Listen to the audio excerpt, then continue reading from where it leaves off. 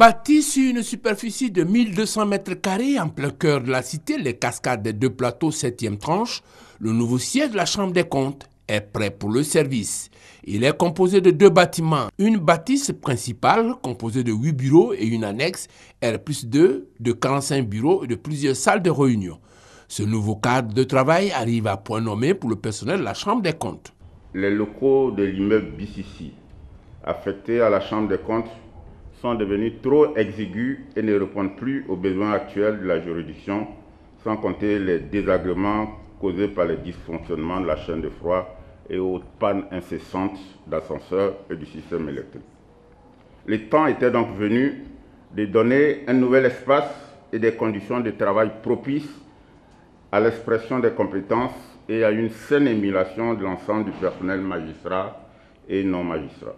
Coût de l'ouvrage, 500 millions de francs CFA, montant entièrement financé par la Banque mondiale à travers son projet de don de gouvernance et de développement institutionnel de GDI.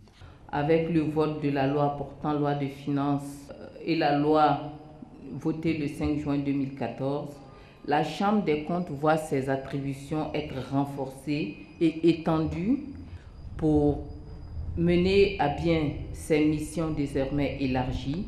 Les capacités de cette institution devraient effectivement être renforcées pour s'adapter au nouveau contexte.